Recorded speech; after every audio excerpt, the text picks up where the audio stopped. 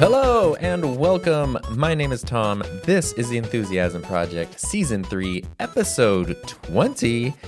And today, we're actually just one episode away from the end of Season 3. So next week will be the Season 3 Super Grand Finale Spectacular, which is largely arbitrary.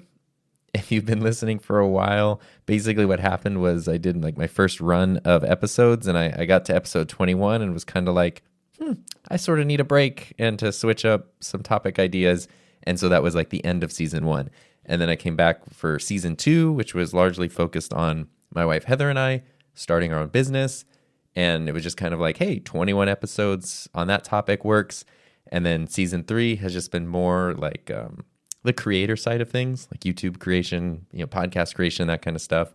And 21, it's just, for some reason, it just feels nice. It feels right to do like these little batches of 21 episodes. There actually wasn't even a break in between seasons 2 and 3. So next week will be the season finale of season 3. Then I'm going to take a couple weeks break just through the holidays. And then once January hits, we'll be back with season 4. I also want to kind of come up with some cool ideas for season 4. It's been really fun. The past 2 weeks, I've had guests.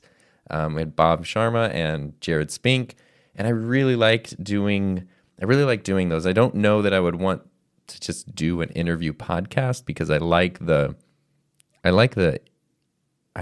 hate the intimacy. I can't think of a better word of the kind of the one-on-one thing that we have right now.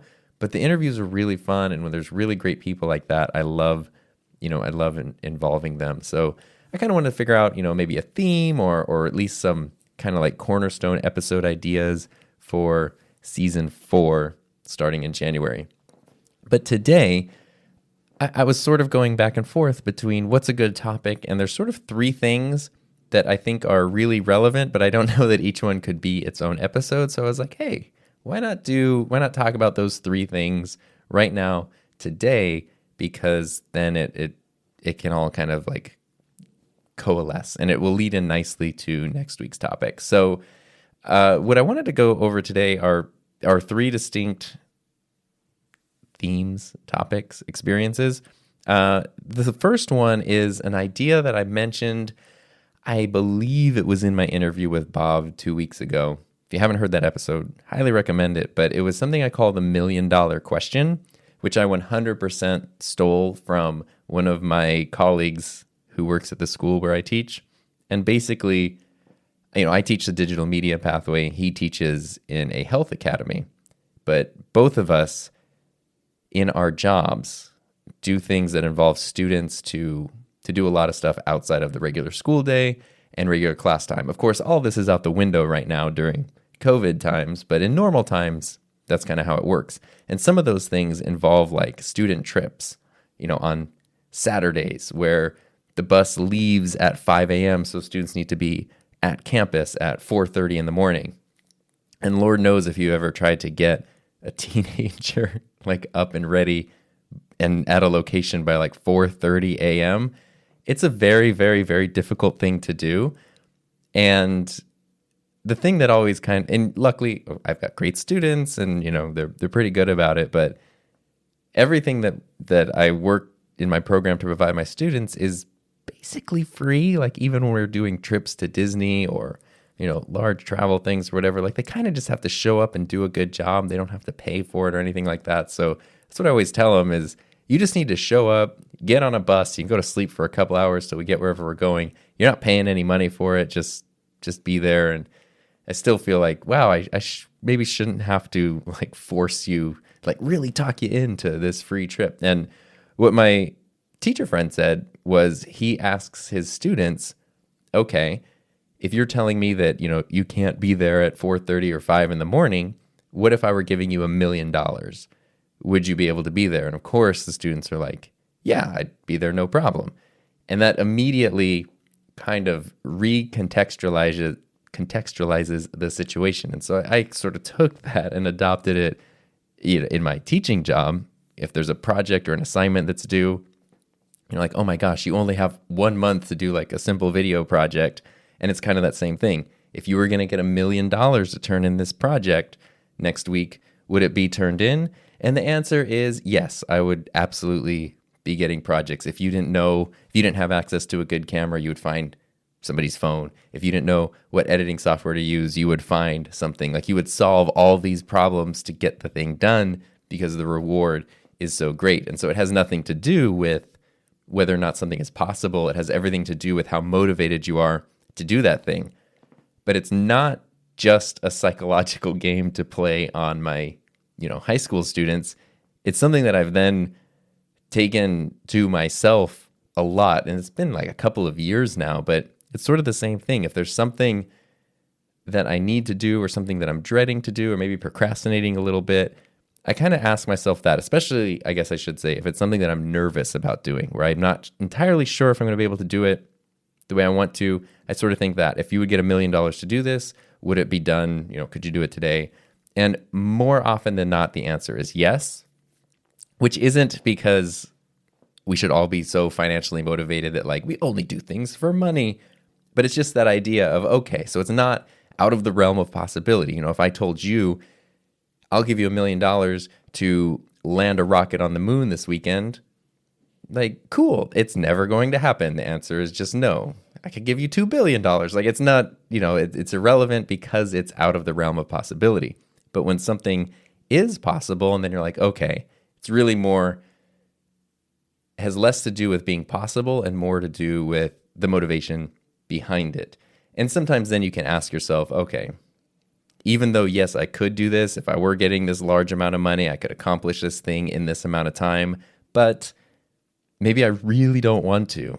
And so that kind of, prioritizes things differently. A couple years ago, I read the book Essentialism by Greg McKeown, which is an amazing book. I absolutely 10 out of 10 recommend that book.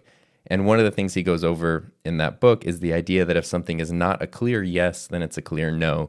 So all of those little things that pop up in our day-to-day lives, we're kind of like, oh, this sort of seems like something I should do. Yeah, this kind of seems like a good idea. If it's not something that you're like, absolutely, yes, this is something I want to do, then oftentimes the answer should just be no. And of course, that has nothing to do with your comfort zone. So if you want to do something new, like maybe you want to start that YouTube channel, you want to start that podcast, but you're scared and you're nervous, that's not the reason oh, well, it's not a clear yes because I'm just nervous. That's even more of a reason to do the thing. But that motivating factor, if there's something that's possible, and yes, you could get it done, if someone were going to give you $1 million to do it, but you still don't want to do it, then really that's a good time to start looking at, is this something that I really need to be spending my time on? But more often than not, it just kind of, it just contextualizes things and kind of gets you off your butt to do things. So that's been a really helpful thing. And I just call it the $1 million question. And every time I find myself in that situation or someone else, I've asked Heather the same thing. I ask my students it all the time. I ask myself it all the time. It's a really great tool to decide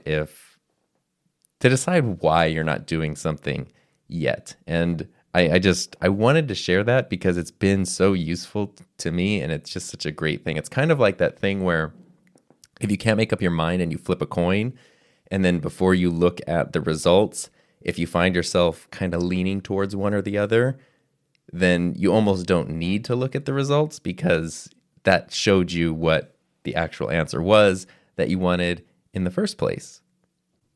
And it's kind of strange, these constraints that we have to put on ourselves to get our brains to work. But I have found them to be really effective. I found personally too that just working within constraints is helpful.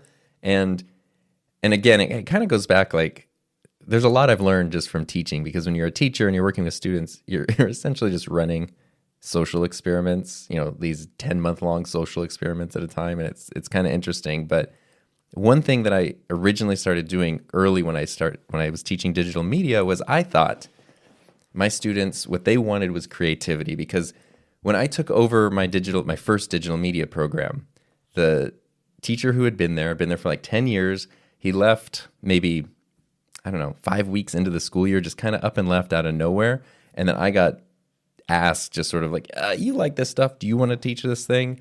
And sure. And there's a lot more that goes into it in terms of credentialing and preparation. But anyway, that's how I kind of fell into it. And what I found was the program I walked into, it had a reputation for being really good. But once I kind of looked under the hood, there was a lot of things that were not so great about it. And the big thing was that teacher's strategy was to kind of focus on a small group of students, maybe 4 or 5 students in a class. And those were the ones that kind of got to do all the special events, got to learn all the cool equipment. And everybody else, it was kind of just a hangout class. Or what they were doing was they were writing articles for like this news app that we had put together, or that they had put together. And it was just kind of like really boring stuff, like road construction updates and just, stuff that I wasn't interested in it, and they sure weren't interested in it. And so, as I got to know the students a little more, I would talk to them and, they'd be telling me like, well, we were assigned this story about pothole repair downtown, and we tried calling City Hall, and, they don't have any updates, so we don't have any updates, so we don't know what to do with this story. And I remember asking, like, what do you want to do? Like, do you want to write this story? And they were like, well, no, not really. And I was like, okay, well, if you don't want to write it and we don't think anyone wants to read it, maybe we could just ignore it and just do something else. And that was kind of when what I learned was what students were doing in that class was they were volunteering to do these like written articles that were really boring and terrible, but then they could check out some equipment, they could take a camera or something, they would go, do their little photo for their article, and then they would use the camera to like make a video or do something like that on the weekend. And so once I realized that was kind of a thing that was happening, my thought was, well, that sounds way cooler and way more fun, and it's just as relevant. So let's make the class the thing that you guys are all sneaking away to go do. Let's just make that the class instead of this thing that nobody wants to do, myself included. And so that worked really well. And then we had to go through all the basics of learning production and gear and basically rebuilding a program from scratch at that point. But I remember maybe, 2 years later, I was kind of feeling like, yeah, things are up and running and it's going really good. And this is a really fun class where students are expressing their creativity. And so I had the idea to start off the school year where I was like, here's what we're going to do. I'm not even going to give an assignment. I'm just going to say, you need to turn something in 4 weeks. Go make something. And in my mind, my naive mind at the time, I thought that meant, oh my gosh, these kids are just going to like lose their minds at the creative freedom they have. They can make a documentary, they can make a short film, they can make an animation, they could do music production. Like the world is their oyster. Any digital media related thing they can do, and then they can turn it in. And some kids obviously like ran with that. But to my surprise, the majority of them were basically paralyzed by indecision. And there were so many options, they just couldn't figure out what to do. And so I realized I sort of needed to add in these limits. And it could be something simple, like you can make whatever you want, but it needs to be exactly 60 seconds long. So if it's a song, if it's a video, if it's an animation, whatever, it needs to be exactly 60 seconds. Or it needs to include this one thing, or you can't use any audio that was recorded at the time of filming. You have to add in all your, like, give them some kind of limitations. And then that was at least something to stick to, and then they could build around it. And it was strange. And the more that I kind of experimented with that stuff, I started learning, wow, when you have these constraints, that actually fosters more creativity. Because what I would have thought was when you have no constraints and you just have unlimited freedom, that's going to be when you're most creative. But I was wrong.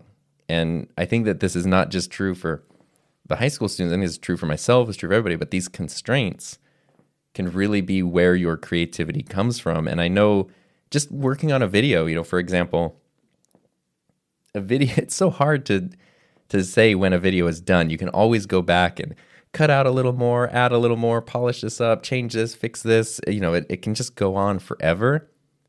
And what I have found is that I maybe learned this like a year and a half ago, where I would start finding myself thinking, maybe I just need to film a little more. Maybe I just need to fix this. And I would go, okay, what if I absolutely had to finish this video with everything that I have here in the next 2 hours or 3 hours, whatever the limit is. I would just give myself a constraint, make it work with what you got right here.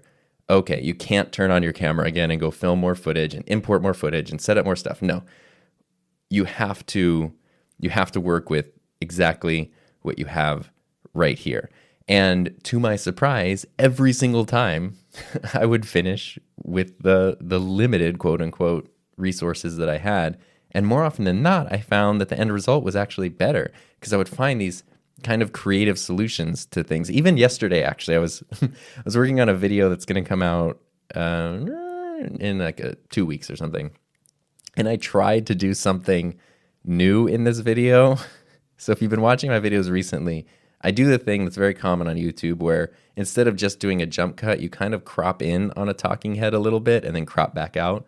So it almost looks like a different camera angle, but not really. So, you're talking, and then when you want to make a specific point, the camera kind of like crops in just a little bit for, 1 or 2 sentences and then crops back out. And I have found that actually helps the flow of the videos a lot more, and it does actually make them more engaging. I kind of avoided doing it for a really long time, but I've been doing it for the last 4 or 5 months and really kind of enjoying it. Then I was watching a bunch of Philip Bloom's reviews for anything. I don't even care if I'm interested in the product. I've just been watching like all the reviews he's made in the past like year or two. And I've been watching him since 2012, back when I started teaching digital media and went to YouTube. Like, how does Canon 5D Mark II work? And then Philip Bloom would show up. And he's still, all these years later, just so on top of his game with making stuff. And obviously he has a background as a professional documentary filmmaker. So that shows up when he does reviews. And I'm just watching these things like they're so masterfully put together. It's not like I could make anything that's on par with what he does. But there was one thing, I was watching his talking head for one video, and I was like, this is so interesting because he has kind of his normal medium shot, and then it cuts to like a close-up, like a close-up. And it's kind of cool. And I was really trying to look at it. I was like looking at the quality of the background blur and like analyzing the shot as much as I could. And I was like, I don't think he's cropping in on the same shot. I think this is a second camera. Like the angle slightly different. The image quality is slightly different. I think he has 2 cameras with 2 different lenses, and he's delivering some lines to this one and then using this other camera with a different angle. I could be wrong. That's really what it looked like. And it looked so good, and it just kept things so interesting. So even if he's literally just talking for 30 or 40 seconds of screen time, it just made the whole thing so captivating. I was like, wow, this is interesting to me. And over the past couple of weeks, as I've been doing interviews for the podcast, I'll record the video ones, even though they're not really up anywhere yet. But what I notice is like my shot for the interviews is really wide, and other shots, like for example, when I did Jared's last week, his was much more of like a medium shot. And when the two were side by side in that context of an interview, like I like my normal wide shot, but his looked so much better. And I kind of looked like small in the middle of the frame. And I was like, what if I tried that? What if I tried cropping in, making myself bigger so that way it's a little more engaging in the frame? So anyway, I filmed this video and I set up 2 cameras. I had one camera set up like normal and another camera kind of right next to it with a different lens, zoomed in a little tighter. And so I would be talking to my normal camera, and when I wanted to hit a certain point, I would look at the other camera and kind of deliver that line right there. And I was editing it, and I was like, this seems like something looks off. And in my mind, it was just sort of because I'm not used to that. So, okay, this sort of seems, maybe I'm just not used to it, and that's why it looks off. So I finished this video, which I was actually very proud of. I really liked the video. And then I showed the video to Heather before I exported it. And she immediately was like taken aback by like, what is this shot? And I felt, I think honestly, I think I just didn't do it right. I think there's a way. I want to still work on it I want to crack this code, and I just don't think I did it. But also it was like, okay, if I was having hesitation about it, and then she also just sort of noticed like something is sort of weird with this, I don't want to use these shots. But at the same time, like I needed to finish that video, and I didn't have time to like set up the whole talking head thing again or film more B-roll footage or whatever. And so I was like, okay, I cut to that weird shot like 6 times throughout this video. What can I do to cover that up? Like, I don't want to cut out those things that I'm saying because they're important. So I need to lay over B-roll footage. And it was literally like, here's my folder of shots that I filmed for this video. I've already used most of them. Is there something I can do? And I found myself like, well, maybe if I take a screenshot of this thing, and maybe if I, do a freeze frame on this image here and then do some keyframe motion animations here. Like I was just finding all of these ways to kind of work around the creative constraint of wanting to cover up these parts of this video, but without being able to film any new stuff. And I did it. So bravo to me, but also it made the video actually so much better. It got rid of this awkward thing. And now visually and in terms of engagement, it's like so much more interesting. And some of the stuff that I included, because I had to, do things within those constraints, is actually so different from what I would normally do that it just sort of adds like a nice little variety and spice to the video. So having that constraint ended up making the video better. And that's what I learned, with my students was I need to give them specific constraints. I can give them freedom, but I need something like, I think of it as like, I don't know, like in my mind, I always imagine this like amorphous blob that just sort of floating around. And if I put like a pole in the ground, it can stick to it and then start like, I guess it's like how planets form, right? You have a star and then there's all the little dust clouds floating around it. And eventually like if enough mass, I don't know, congeals, then everything can kind of build around it. Then you get a whole planet. But you need something for everything to kind of like build around. And I think that, that's what those creative constraints offer. And in a way, that $1 million question is that, because it answers you, it forces you to answer, yes or no, this is something I can do. Okay, if it's something I can do, then what do I need to do to get that done right now? Okay, maybe I don't need every resource in the world. What can I do to get that done with what I have right now, or with this amount of time, or within this budget? And it's so shocking how you are so often able to actually achieve those things, even when you originally thought you might not have been able to. So that was just something I really wanted to share with you, because for me, it's been such a helpful mental exercise. The $1 million question, just ask yourself, when there's something that you're unsure if you're able to finish, if I were getting $1 million to do this, would I be able to do it? And you will be absolutely shocked at how often the answer is yes. And then to shift gears just a little bit from that, one thing that I've gotten a few email messages about is that my podcast is no longer hosted on Anchor. So gotten some questions about that, and I wanted to sort of explain it because I think it's kind of interesting, and I still, I have like a whole video that's all about how to get started with your podcast on Anchor, and I still stand by that video, and I still think Anchor is great, and I just wanted to explain and give a little insight into why I don't host my show with Anchor anymore. And that might be helpful to you as well. If you're hosting a podcast and you're trying to figure out where to get started and where to host it, you do need your platform of choice. Fortunately, well, actually, this kind of plays into it, really. Unlike YouTube, so if you have a YouTube channel, obviously you're uploading your videos to YouTube. Everything lives there. That's the central location. For podcasting, it's a bit different. You essentially need a place to host your show, yes, to upload your files to, but that could be a hosting service like Anchor or many, many others.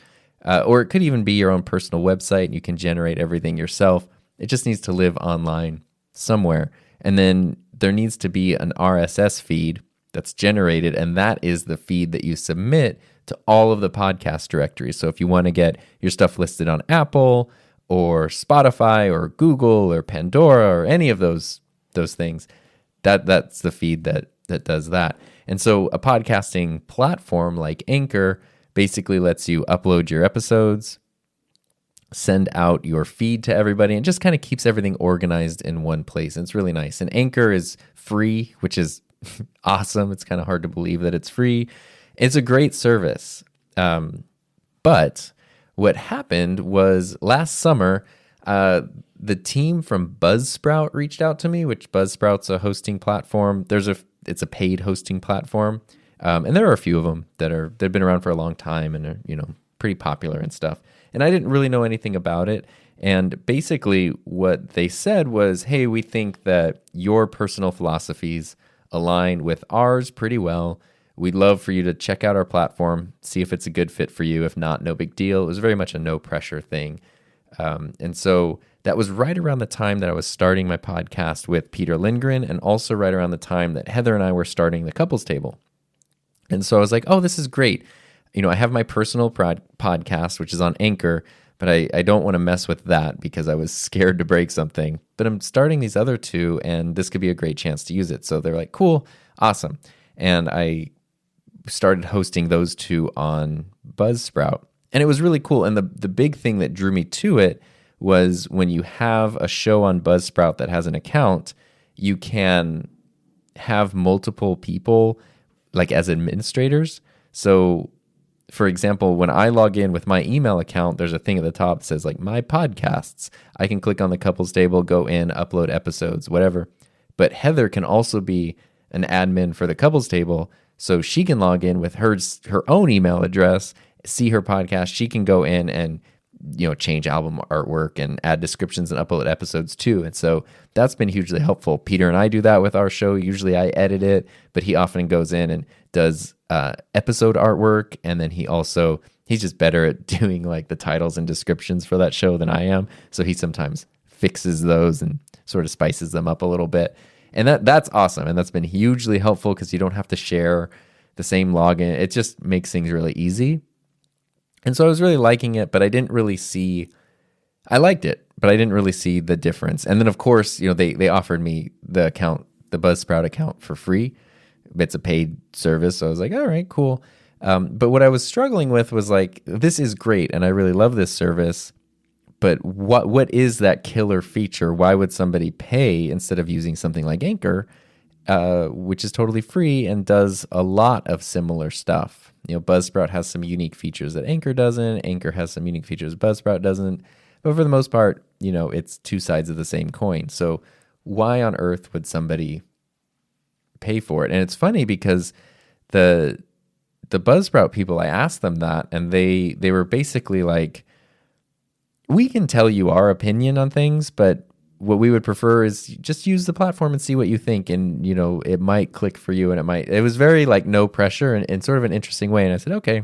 And so I did that, and I was liking it. And then I started learning a couple things. There's nothing bad. So if you're hosting your show on Anchor, or you want to host your show on Anchor, or you don't want to spend money to host your podcast, Anchor is a great option. I don't really see, in terms of producing your show, I don't really see any downsides to it, other than one potential downside, which isn't really even Anchor's fault. It's part of them trying to make things so simple, is for some of your feeds. I'm thinking of the Apple feed specifically, which is the biggest one, like getting your podcast listed on Apple. That's the main one that you want your stuff listed. That's where most of your listeners are going to come from. It's a podcast for crying out loud, like iPod, like that's where that all came from. So anyway, getting it listed on Apple's important. It's a little tricky to do that if you've ever tried to do it yourself. You got to have your Apple ID, and then you kind of add it in and get it approved. It's not terribly difficult, but it is a little bit tricky. And one thing that was crazy with Anchor when I created my account there was it was so easy to just submit everything. It was like, you want to submit to Apple? Click this button, do that. And I was like, wow, how is this? This is so much better. Like, of course, this is what I want to do. And the reason that it's so easy is, I don't know all the technical details, so I apologize if I'm misspeaking a little bit, but you're essentially using Anchor's Apple ID. So it's like they don't own your feed or your show or anything, but the feed is being submitted through their account, which is on your end. That means you basically just click one button, wait a few days, and then your show's on Apple. But it also means that if you're really into those detailed analytics, you're not going to be able to get them because you don't have, the feed is being submitted to Apple through Anchor's Apple ID, not your own Apple ID. Whereas with something like Buzzsprout, they have all the directories, and what I really like the way they do it, it's not quite as easy to submit to all of them because they're making sure to keep everything on your account. So if you want to go to Apple, you click the Apple directory, and it takes you to a page that is literally step-by-step instructions. Click this link, and then click the other thing. Copy this feed, paste it in the next thing, do this. So it tells you step by step how to do it for every directory, and they're all a little different. And so you just got to spend some time going one by one to all the different podcast directories, following the instructions and submitting it. It's not difficult. It's not as simple as it was on Anchor, but the benefit, of course, is then you are in charge of all of your feeds. Like you're fully in charge. You have access to all. If you're an analytics person, I'm not personally concerned too much with podcast analytics, but if you are, it makes sense to be, that's kind of the way to do it. And that led me to thinking like, okay, what are the philosophical differences between like Anchor and Buzzsprout? And I know there are other paid services. I just don't have any experience with them. And as I was kind of just trying to figure these things out, and there's nice little features like Buzzsprout makes it super easy to do these little visual sound bites. So if you've been following me on social media, I'm posting little snippets from shows, which have like little sound waves that move over as, you know, there's a clip from the show playing. It's really cool. It's fun. It's super easy to do. I really like the way that Buzzsprout embeds into websites. So if you go to like my website and look at the podcast page, you can see like the embed players they're really nice. They work. I just like it. And Buzzsprout's also really open about not preferring a platform. So like when you go to a Buzzsprout page or the player is on the website, it's very easy for someone to click and then listen in whatever their player is of choice. So if they like Apple, they can do that. If they want to do Overcast or Spotify or whatever, it's very, very easy. I like that. But also, last month, Spotify started making these moves. You know, Spotify has been getting exclusive podcasts on their platform. And I don't have any inside information. I don't know anything about, you know, all I know is what I know from my perspective, which looks like Spotify is making moves to try and dominate the podcasting industry. And I like Spotify. I've used Spotify for like 10 years. Like I really do. I've stuck with Spotify over Apple Music. Like I like them. And let me tell you, their algorithms to do like your daily mix and your recommended songs, they're so good. I've been introduced to new music that I genuinely love through it. So I've been very happy with it. But the thing about podcasting is since its inception, which was like, I don't know what, around 2005, 3, like early 2000s, it's always been very open and accessible to everybody. There is no centralized place. Yes, most people listen through Apple, but you can upload your podcast from anywhere. You know, you can host it anywhere. You can submit your feed from anywhere. You can listen on all the different platforms. It's like, if you think back to how the internet used to be, maybe in the late 90s, early 2000s, where it was kind of the Wild West and everything was open for everybody, podcasting has been like the last bastion of that this whole time. And yeah, people are monetizing, but there's like freedom to monetize your podcast or not in your own way. There's a freedom and an openness to podcasting that doesn't really exist anywhere else on the internet. And I love that. I just love it about it. What I personally see with Spotify getting like exclusive shows, and now they're handling the way things are monetized. So you might hear a show played on Spotify, and then the ads that are on it have nothing to do with what those people, you know, when it's almost like how YouTube just throws whatever ads on the front of your video. And that's not inherently bad. I think that definitely lowers the listening experience a bit. But what I kind of see in my little tinfoil hat crystal ball is maybe down the line, if this becomes very successful, Spotify, not just Spotify exclusive podcasts that you have to listen on Spotify, but what if here's a streaming service for music, here's another streaming service for podcasts. So now on top of your, 18 different monthly subscriptions you're already signed up for, now you got to add another one.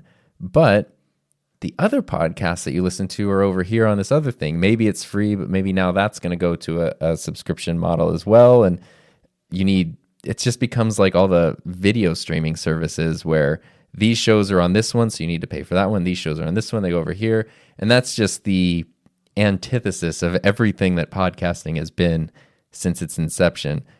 That has not happened yet. Spotify has not said that's what they're doing. I've been around long enough to kind of see the writing on the wall. It seems like that's a move that's happening. And I think the thing that can help prevent that or mitigate it is for the podcasting community to actively protect itself by not giving into that. So anyway, Spotify owns Anchor, And I just decided, you know what? I'd rather host all of my shows on a different platform. Buzzsprout gave me a free account. I really love Buzzsprout and would recommend them, but I know that take that for what it's worth, because I don't have to pay for my account. So that definitely is easy to say, yeah, I recommend it. It's great. I don't have to pay for it. But anyway, that's why I moved it. So if you're wondering why I moved it, that's the reason. I bring that up because it has nothing to do with the technical side of Anchor. Anchor is such an easy, great website or application to use. I love that. Everybody on the Anchor support team has always been super helpful and great. So I have nothing but good things to say about Anchor as a service. It's just sort of the bigger, like, philosophical thing of, well, your corporate parent company is one, like, it's very first worldy problems and thoughts. If you just want to get your show up and running, especially for no money, I think Anchor's still great. And the beauty of it is switching is super easy. Basically, I'll make a video about this, but Buzzsprout just generated, and any other platform will do the same thing. They give you a link, like a transfer link, and then you just go to your Anchor page, paste that link in one of your settings, and then it just redirects everything to your new page. So I had to re-upload all my episodes to Buzzsprout, which was very easy. Anything that if I were to go back to my Anchor account and upload episodes, they just wouldn't show up in the podcast feed anymore. And that's kind of it. And if I ever wanted to go back to Anchor, I just have to delete that link that I pasted, and then the Anchor feed will be the active feed again. So it's really easy to transfer and switch podcast feeds. It's not like, if you if you have a whole YouTube channel going and now you want to switch somewhere else, not that there is a direct competitor, but you kind of can't. So it was a super easy process. It should have been very seamless. Like, this happened a month ago or more, and you shouldn't have noticed anything because it should have been very, very seamless. But I've been enjoying it. Having everything in one spot's really, really nice. And that's really the reason why. If you're just starting out, though, especially with budget in mind, or you don't know how long you're going to stick with your show and that kind of thing, I still think Anchor is a great way to start. And then you can always transfer over if you want to later on. And if you just want to stick with Anchor forever because it works for you, that's fine too. Like, there's nothing wrong with that. I just wanted to explain why I had decided to switch away, because I'd gotten a few questions about it, and it wasn't anything super crazy. It was just, I like Buzzsprout, I like their platform, didn't really like where Spotify's heading, and the option to have everything that Buzzsprout offers for free, definitely did play a role into it. I wonder if that ties into ethics. Maybe this is my way of transitioning into talking with some updates about my ethics statement and how that has been received by some potential sponsors. And so if you didn't know, last summer I spent a lot of time drafting an ethics statement to kind of guide everything that I create, whether it's YouTube or something else. And I spent, I don't know, 2 months almost, I think, drafting the whole thing. There's a whole episode of this podcast where I go through it line by line and piece by piece. We've talked about it before on the podcast a lot. And it's pretty extreme, especially considering, the size of my channel, especially the size of my channel and when I made it. But I thought that'd be a good thing to have in place as things potentially grew into the future. And I wanted to make sure it was something that was public, so that way it wasn't just in my brain, but it was something that was external, it was written down, but it's also something that anyone who watches the stuff that I make or listens to the stuff that I make can see it, and anyone who's thinking of potentially being some kind of partner with me in some way can see it. So we're all on the same page. So anyway, if you want to know the details of the ethics statement, you can go back and listen to that episode of this podcast. Or last week, 2 weeks ago, I did a live stream on my YouTube channel where I kind of did the same thing, and I broke it down piece by piece and talked to people about it. And the reason I did that was because I've been getting quite a few messages from people who say that they started like copying and borrowing and, using it as a reference for their own ethics statement. And I think that's awesome. So just want to say, if you want to borrow it, you can go to himainameistom.com/ethics. That's my statement. You can adapt it to suit your own needs if you want to. It's totally fine. I think that's a great thing. The more that people kind of do that stuff, I think it's going to be better for everybody. But on my YouTube stream, when I was going through it, there were a few points that got brought up where sometimes people would say, this seems like a little unreasonable. I can't imagine a company wanting to work with something like that. And so I wanted to give an update now that it's been out and about for almost 6 months, kind of how that's been going and the response that I've gotten from potential sponsors and things with it. So what I've been doing, what kind of my default mode has been, if I get an email, because it usually starts through email or maybe a message somewhere, but typically anything that could potentially be a sponsorship starts through email. I'll get an email and they'll say, hey, we want to sponsor a thing, and I just direct them there. And okay, let's back up. If it's totally something that's an obvious no, then I just, maybe I'll just delete it. Maybe I'll respond to them. I try to be polite and respond as much as possible. So if it's just a clear no, then it's just like, no. But if it's something that I would actually consider, maybe it's a company whose products I already use or services I already use, maybe it's something that could be beneficial to the channel, it's something that I would consider. And then I just direct them to the ethics statement. I just, very politely write back and say, thanks for the opportunity. I really appreciate it. It'd be great to, discuss potential ideas. Before that, though, I do just want to point out I have an ethics statement that sort of explains how I approach all these things, and I give them the link and say, let me know your thoughts on that. What has happened now several times, which is actually great, is oftentimes I'll just never hear from the people again. So that's telling you how it goes. They read through that and it says stuff like, I will not submit a video for approval prior to release, things like that. Companies are sometimes hesitant to deal with. But I also feel like if you go to my YouTube channel, there's hundreds of videos there that probably show you I'm not going to be doing something gross or weird or inappropriate or anything like that. And so what really has happened is it's filtered out the people that I would really actually want to work with. And now there's been a handful of companies who we've been able to continue having conversations. I still haven't done actually any official sponsored content on my channel at all. But we've been talking with people or joining affiliate programs or something like that, those kinds of things. And it's great because all of those people, they say, we read this and we agree to every point of it, or we love it. We think that actually makes you better to work with because it kind of like shows your integrity.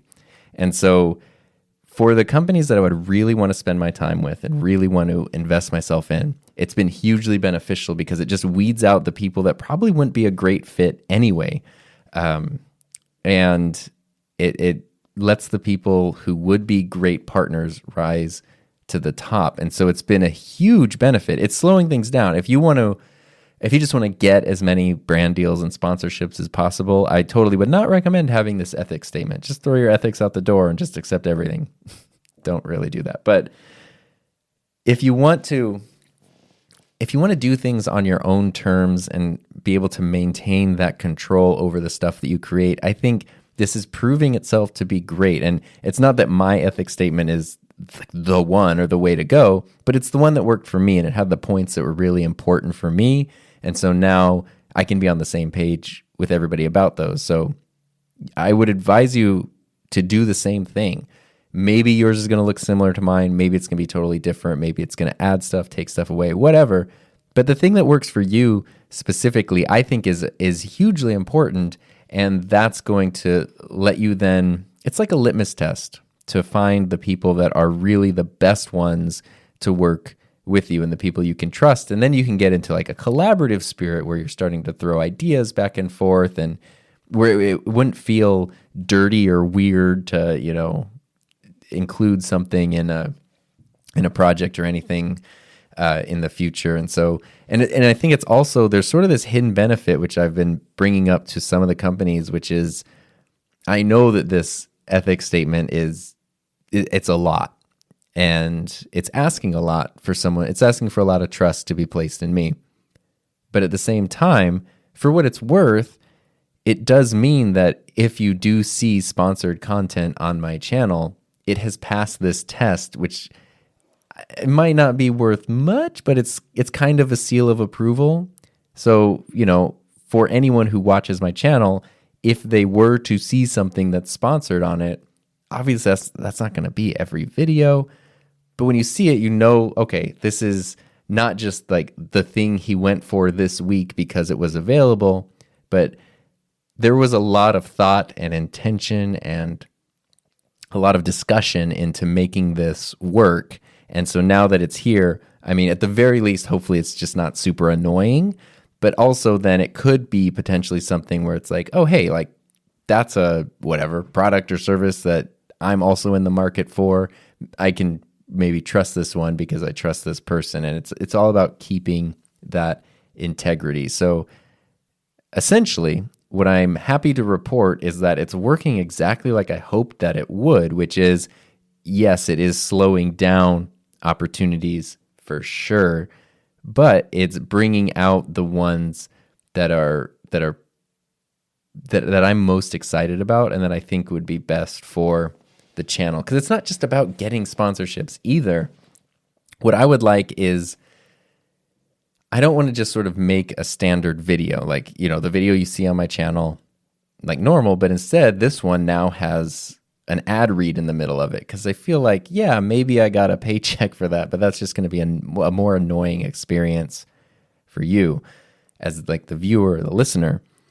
What I would prefer is to use the sponsorships as an opportunity to do things that couldn't be done otherwise. And so trying to like almost like pitch creative ideas. And I think a great example of this past weekend, I was so excited. If you haven't heard it, definitely check out my podcast with Peter Lindgren, because we did an interview with Gerald Undone. He was like one of my favorite channels, and he was just so cool. And it was really fun to talk to him. But he's a great example of that, because earlier this year, before the world shut down, he started his Studios Undone series, where basically he visits the studios of different YouTube creators and just kind of like analyzes how they do what they do. And it's really cool and it's really fun. And he explains, not in our interview, but in other interviews and live streams and stuff, he's talked about that he needed that to be sponsored because it involved travel. He has to go to these places and stay in hotels and buy food and all that kind of stuff. And there's just no way he could have afforded to do that repeatedly on his own. But then you bring in a sponsor, and now you can do this stuff, and now you can do something that wouldn't have been otherwise possible. That's a pretty big goal, that kind of thing. But I like that idea of, it's not just that a video is sponsored, but it's that the sponsorship brings to it something that wouldn't be there otherwise. Or if it is a more, standard style of sponsored video, maybe it doesn't have to be so like annoying. I was watching a video this week from Tommy Calloway, who, if you want to know anything about lighting, go watch Tommy Calloway's channel. He is amazing. And he did a sponsored video from Artlist this week, but he did a great job because he doesn't do a lot of sponsored content on his channel, but he was like, I'm not going to do an ad read. This video is sponsored by Artlist. Artlist music can be in the background. The song names will be up on screen. And so basically throughout the video, he's talking about lights, but every time the song changed, a little like thing popped up and you could see the artist and the song name. And I thought that was kind of cool. Like, that was a really nice, smooth way to integrate that thing into the video. It was not annoying at all. It didn't take time away from the actual topic. So, I love that people are kind of working to do that stuff a little more. I think speaking of Gerald Undone, he's been doing a thing lately where if he does like audio tests for like microphones and things, his ad reads will be the microphone tests. And so he'll like tell you about the sponsor so it doesn't even matter if you're actually listening to the content or not, because you listen to the quality of the sound. I think there's fun ways to do like more traditional integrations like that, but it's also, I guess you have to think about how you're approaching it. The goal in my case is not to just get sponsorships as much as possible, because that's just not the goal. But it is to say, hey, if there's a way to work together with a company that's going to be beneficial to both of us and the audience, I do want to explore that because, like I talked about last month in an episode, if I do want my channel to grow and I want to see if one day this could potentially be more than a part-time thing, we need to explore all the different ways that revenue can be generated and how that works, but also without sacrificing integrity or authenticity and without alienating an audience. And those are difficult lines to walk. And that's really why I wanted to give you the update of the ethics statement, so I can be the guinea pig or the canary in the coal mine, so to speak. And if you're thinking of implementing one, I can tell you, hey, 6 months later, this has been my experience. Take that for what it's worth, and then maybe incorporate it into your own thing there. But that was those were sort of the three things. Wasn't really enough on each of those to do their own full-on episode about, but I wanted to. The $1 million question is something I've been wanting to bring into an episode for a while, and so I really wanted to share that because it's such a good strategy. And then I did want to address why, a lot of people who listen to this show have their own podcasts, and a lot of them have Anchor. A lot of them have Anchor because I recommended Anchor, so I just wanted to explain, hey, this is why I don't have Anchor anymore, but Anchor is still terrific. And then also I wanted to give the update on the ethics statement now that I sort of have some data to look back on and report back to you on. And that actually is going to tie into next week's episode, which is the season 3 finale. So next week, despite the fact that I am not an attorney or a professional business person or anything, I'm going to share with you everything that I have learned basically over the past year of trying to start Heather and I started our business, but then getting the YouTube channel up and running. So I want to cover in like all the different revenue streams, how those are set up, how we've set up, our LLC, how we've set up bank accounts, how we're, able to take in and do everything legally and above board. And the reason I wanted to do that as an episode is because it's so incredibly complicated. And obviously I haven't even, we haven't done everything yet either. And I'm sure we're making some mistakes along the way, but I wanted to just share out where I am right now, because no matter what you're doing, podcast, video, YouTube, whatever, it's crazy how the creation part of it, the making the video, making the thing, ends up being such a small part, because it's not just about making something, uploading it. But if you want it to be a sustainable thing, if you want it to be some kind of business, there's so much effort, there's so much forethought, there's so many different things that you have to be aware of, and it can kind of feel really overwhelming.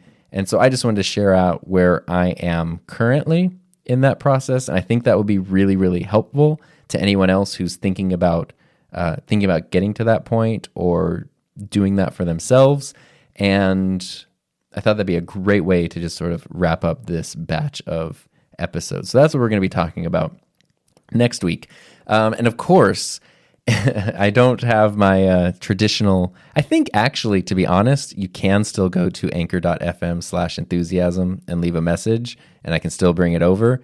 So if you want to give that a try, go give it a try. But otherwise, you can always just send me an email to tom@enthusiasmproject.com. You can even include a voice memo or something as an attachment, and I can bring that in as part of a future episode. So if you got any thoughts about the stuff that I shared today, or any questions that you want to know about the business side of trying to start a YouTube channel as a business, I'd love to know about those as well. But thanks so much for spending your time with me. I hope you're doing well. Hope you're staying safe. And I will see you next week.